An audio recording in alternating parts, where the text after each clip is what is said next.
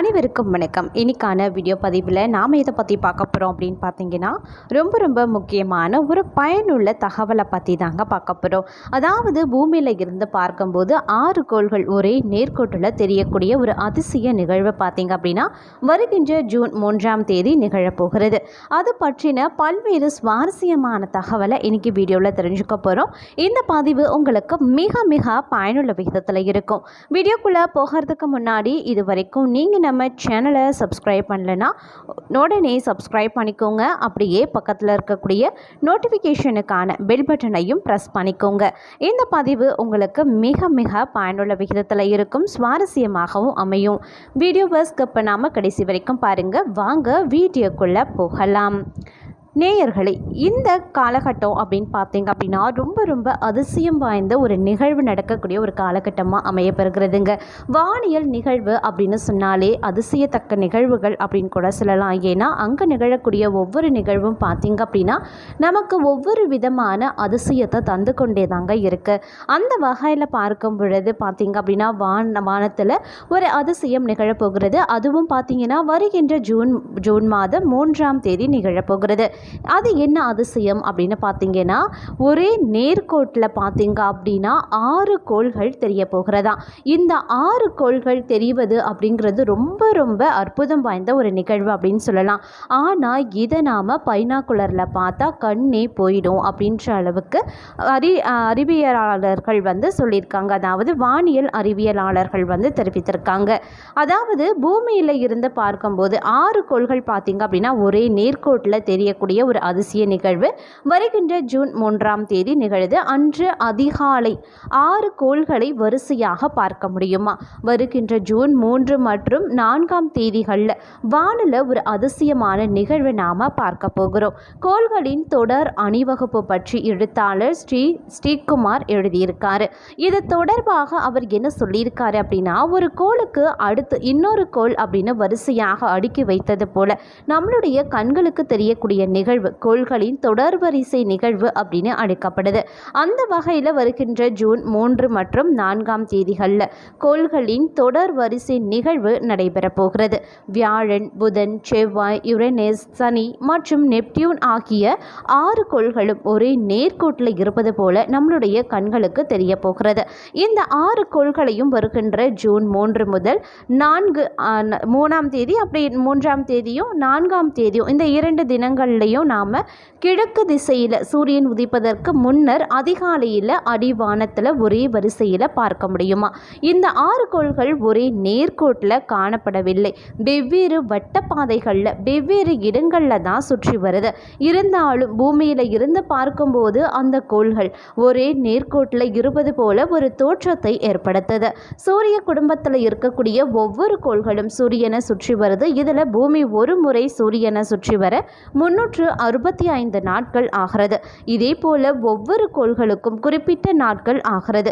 கோள்களின் சுற்றுவட்ட பாதையில் ஒன்றை ஒன்று சந்திக்கக்கூடிய ஒரு அபூர்வ நிகழ்வுகளும் அவ்வப்போது ஏற்படுவது அப்படிங்கிறது நிகழக்கூடிய ஒரு விஷயம்தான். அந்த வகையில் பார்த்தீங்க அப்படின்னா வருகின்ற ஜூன் 3ஆம் தேதி அதிகாலையில் சூரிய உதயத்திற்கு 1 மணி நேரத்திற்கு முன்பாக 6 கோள்களையும் வரிசையாக பார்க்க முடியும். காற்று மாசு, ஒளி மாசு இல்லாத அடிவானம் மறைக்காத சற்று உயரமான இடத்துல அமர்ந்து கொண்டு இதனை வெறும் கண்களால் நன்றாக பார்க்க முடியும். புதன், செவ்வாய், வியாழன் மற்றும் சனி ஆகிய 4 கோள்களை மட்டுமே வெறும் கண்களால் பார்க்க முடியும். செவ்வாய் மற்றும் சனி கோள்கள் வெறும் கண்களால் பார்த்தா மங்களாக தெரியுமா. அதுவும் இல்லாமல் யுரேனஸ் மற்றும் நெப்டியூன் ஆகிய 2 கோள்கள் தொலைவில் இருக்கிறதுனால அவற்றை தொலைநோக்கி உதவியுடன் மட்டுமே பார்க்க முடியும். அதே சமயம் புதன், வியாழன் மற்றும் யுரேனஸ் ஆகிய 3 கோள்களும் தொடுவானத்தை ஒட்டி சூரியனுக்கு மிக அருகில் இருக்கிறதுனால இவற்றை பார்க்க பைனாக்குலர் அப்படி இல்லைனா தொலைநோக்கியை பயன்படுத்தக்கூடாது. ஏன்னா இந்த கோள்கள் கண்ணுக்கு புலப்பட தொடங்கி சிறிது நேரத்தில் சூரியன் உதித்துவிடும். மெய் மறந்து நாம் பார்த்து கொண்டிருக்கும் போது சூரியன் உதித்துவிடும். அப்படிங்கிறதுனால அதில் இருந்து வரக்கூடிய சூரிய ஒளி பைனாக்குலர் அப்படி இல்லைனா தொலைநோக்கியால் குவிக்கப்பட்டு நமது விழித்திரையை பாதிக்கும். இருக்கும். கடுமையான தாக்கம் ஏற்பட்டால் வெடித்திரை எரிந்துவிடும் அபாயம் உள்ளதாக வானியலாளர்கள் எச்சரிக்கை விடுத்திருக்காங்க. ஜூன் 3 மட்டுமல்லாது அடுத்த நாள் ஜூன் 4ஆம் தேதியும் அதிகாலையில் சூரியன் உதிப்பதற்கு சற்று நேரம் முன்பாக இதே கோள்களை சிறிது மாறுபாட்டுடன் நேர்கோட்டில் காண முடியுமா? ஜூன் 3ஆம் தேதி சனிக்கோளுக்கு கீழேயும் 4ஆம் தேதி செவ்வாய்க்கோளுக்கு கீழேயும் பிறைச்சந்திரனையும் பார்க்க முடியுமா? இது பார்ப்பதற்கு இன்னும் அழகாக தெரியும் அப்படின்னு சொல்லியிருக்காங்க. இது போன்ற 5 அப்படி இல்லைன்னா 6 கோள்களின் தொடர் அணிவகுப்பு மீண்டும் வரும் ஆகஸ்ட் 28ஆம் தேதி 2025 ஆண்டு ஜனவரி 18, 2025 ஆண்டு பிப்ரவரி 28, 2025 ஆண்டு ஆகஸ்ட் 29 ஆகிய நாட்கள்லையும் நம்மளுடைய கண்களுக்கு தெரியும் அப்படின்னு அவர் குறிப்பிட்டிருக்காரு. ஒரே நேர்கோட்டில் 6 கோள்கள் வரக்கூடிய அதிசய நிகழ்வு அப்படிங்கிறது ரொம்ப ரொம்ப ஒரு அபூர்வமான நிகழ்வு அப்படின்னு கூட சொல்லலாம். இது பார்த்தீங்க அப்படின்னா அடிக்கடி நிகழக்கூடிய ஒன்று கிடையாது. எப்பயாவது ஒரு தடவை நிகழக்கூடியது. சில வருடத்திற்கு ஒரு முறை நிகழலாம், அப்படி இல்லைன்னா சில வருடங்களுக்கு ஒரு முறை அப்படின்னு நிகழலாம். இப்போ நிகழக்கூடிய இந்த நிகழ்வானது இதுக்கப்புறம் 2025 ஆண்டில் மட்டும்தான் நிகழுங்க. அது மட்டும் இல்லாமல் புதன், வெள்ளி, பூமி, செவ்வாய், வியாழன், சனி, யுரேனஸ், நெப்டியூன் அப்படின்ற 8 கோள்கள் இருக்கு. இவை ஒவ்வொன்றும் அதற்குரிய கோணத்தில் சூரியனை நீள்வட்ட பாதையில் சுற்றி வருது. அது மட்டும் இல்லாமல் இந்த வரக்கூடிய ஜூன் 3 கிழக்கு திசையில் சூரிய உதயத்திற்கு 1 மணி நேரத்திற்கு முன்பாக வியாழன், புதன், யுரேனஸ், செவ்வாய், நெப்டியூன், சனி மற்றும் இந்த வரிசையில் பார்க்கும் பொழுது 6 கோள்கள் பார்த்தீங்க அப்படின்னா ஒரே நேர்கோட்டில் வர்றது பூமியில் இருந்து நாம் பார்க்கலாம். அதில் யுரேனஸ், நெப்டியூன், புதன் சற்று தூரமாக இருக்கிறதுனால பைனாகுலர் மூலமாக நாம் தெளிவாக பார்க்கலாம். அது மட்டும் இல்லாமல் இந்த நிகழ்வு அப்படின்னு பார்த்தீங்க அப்படின்னா ஒவ்வொரு கோள்களும் பார்த்தீங்க அப்படின்னா ஒவ்வொரு திசையை நோக்கி செயல்படக்கூடிய வகையில் அமைய பெற்றிருக்கிறது அப்படின்னு தான் சொல்லணும். அதனால் ஒவ்வொரு கோள்களும் பார்த்தீங்க அப்படின்னா ஒவ்வொரு தன்மையில் இருக்கக்கூடிய வகையில் அமையப்பெறுகிறது. பெரும்பாலும் இந்த கோள்களை நாம் வெறும் கண்களால் பார்ப்பது அப்படிங்கிறது ரொம்ப ரொம்ப சிரமமான ஒரு விஷயம். அதிலும் பார்த்தீங்கன்னா சனி, வியாழன் போன்ற கோள்களை பார்த்தீங்க அப்படின்னா நம்மளால் வெறும் கண்களால் பார்க்க முடியாது. ஏன்னா அது இன்னும் சற்று தொலைவில் அதிக தூரத்தில் இருக்கும். இது வெறும் கண்களால் பார்த்தோம் அப்படின்னா நம்மளுடைய கண்களுக்கு விழித்திரைக்கு மிகப்பெரிய ஆபத்து ஏற்படுகிறது அப்படின்னு விஞ்ஞானிகள் தெரிவித்திருக்கிறதுனால நீங்கள் இந்த கோள்களை வெறும் கண்களால் பார்க்க முடியாது. மற்ற கோள்களை பார்க்கும் பொழுது நீங்கள் கண்டிப்பாக, அதாவது புதன், வெள்ளி, பூமி, செவ்வாய், யுரேனஸ் இது போன்ற கோள்களை பார்த்தீங்க அப்படின்னா நீங்கள் வெறும் கண்களால் நிச்சயம் பார்க்க முடியும். அதே மாதிரி 9வது கிரகமாக இருந்த ப்ளூட்டோ சூரிய மண்டலத்தில் இல்லை அப்படின்னு விஞ்ஞானிகள் தற்போது ஒரு தகவலை சொல்லியிருக்காங்க. கோள்கள் ஒவ்வொன்றும் அதற்குரிய நீள்வட்ட பாதையில் சூரியனை தொடர்ந்து சுற்றி வருது.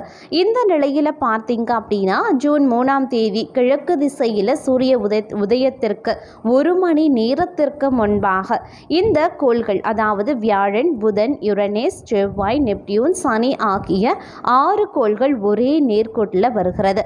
இதில் புதன், செவ்வாய், வியாழன், சனி ஆகிய கிரகங்களை நாம் வெறும் கண்களால் பார்க்கலாம்.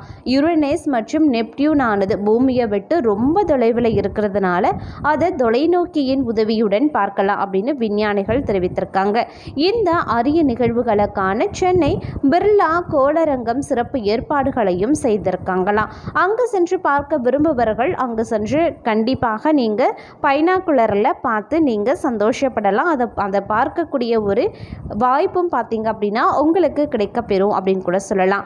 இந்த மாதிரியான நிகழ்வுகள் அப்படிங்கிறது பார்த்தீங்க அப்படின்னா ரொம்பவும் பிரமிக்க வைக்கக்கூடிய வகையில் இருக்கிறது அப்படின்னு தாங்க சொல்லணும். நம்மளுடைய சூரிய பாதையில் ஒவ்வொரு கோளும் வெவ்வேறு, அதாவது பல 100 கோடி கிலோமீட்டர் தூரத்திலையும் வெவ்வேறு சாய்வு கோணத்திலையும் சுற்றி வர்றதுனால அவை எப்போதுமே ஒரே நேர்கோட்டில் அணிவகுப்பதற்கு வாய்ப்பே கிடையாது.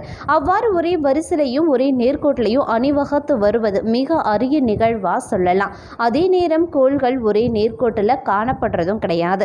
மாறாக பூமியில் இருந்து பார்க்கும்போது இந்த கோள்கள் ஒரே நேர்கோட்டில் இருப்பது போல ஒரு மாய தோற்றத்தை தான் நமக்கு தருகிறது.